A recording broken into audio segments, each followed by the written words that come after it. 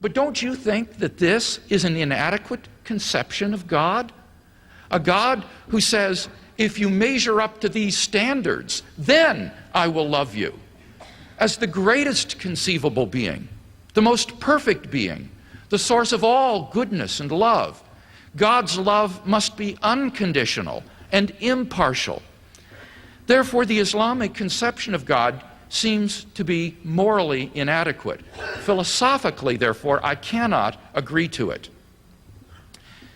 My second misgiving about Islam is that it has a historically inadequate conception of Jesus.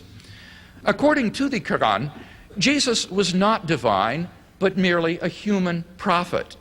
The Quran says, they are unbelievers who say, God is the Messiah, Mary's son.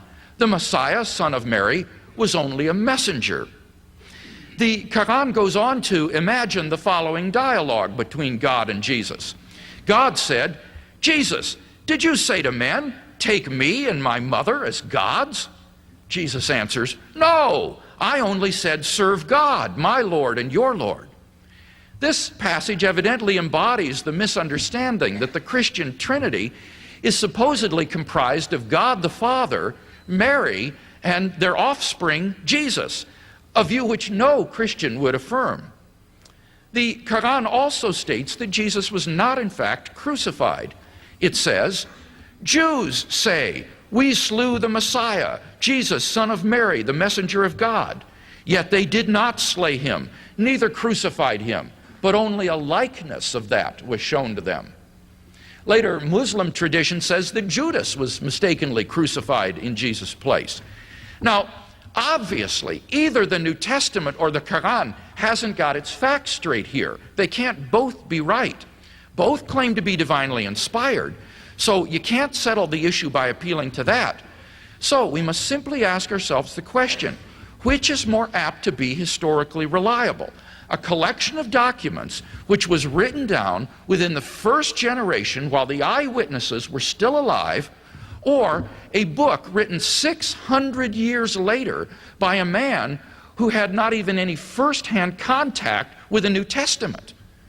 Why, to ask the question is to answer it. The primary source document is clearly the documents of the New Testament. And in fact, legendary stories about Jesus have found their way into the pages of the Quran. I'm referring to stories about Jesus which are found in the so-called apocryphal Gospels. These are forgeries which appeared in the 2nd and 3rd centuries after Christ, and which the Quran unwittingly repeats as facts. For example, the Quran mentions the story, borrowed from the apocryphal infancy Gospel of Thomas, of how the boy, Jesus, made a bird out of clay and then made it come to life. The story of Jesus' birth is also fancifully embellished in the Quran. Jesus comes out of Mary's womb talking and expounding Islamic theology. Here's how the Quran describes Jesus' birth.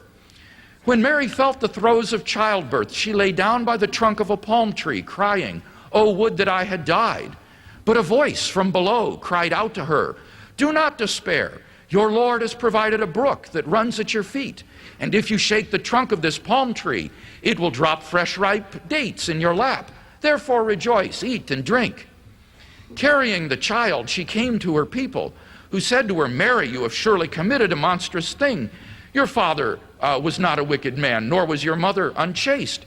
She made a sign to them, pointing to the child. But they replied, "How can we speak to a babe in the cradle?"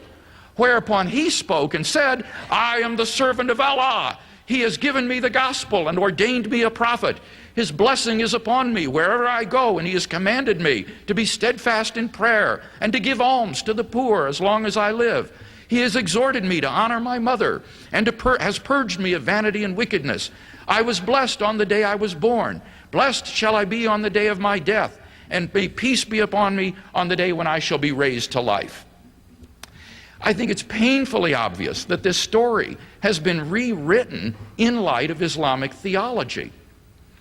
Equally unreliable from a historical point of view is the Quran's allegation that Jesus was not in fact crucified, a fact which even Robert Funk, the chairman of the Radical Jesus Seminar, recognizes as, and I quote, one indisputable fact about Jesus.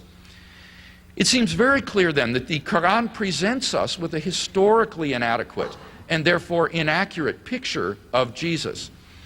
For these and other reasons, even if I were not a Christian, I still could not become a Muslim.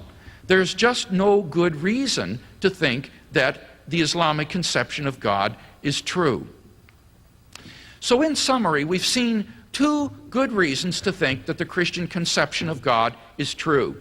First, Jesus of Nazareth regarded himself as God's unique divine Son. And second, his divine self-understanding was vindicated by his resurrection from the dead. Moreover, we've seen two good reasons to think that the Islamic conception of God is not wholly true.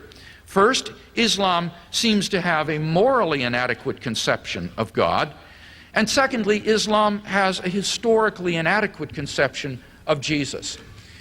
It seems to me, therefore, that when we weigh the evidence as dispassionately and objectively as we can, the evidence suggests that God has revealed himself decisively to mankind in the person of Jesus of Nazareth. Through him, we can come to know God's wonderful love and forgiveness.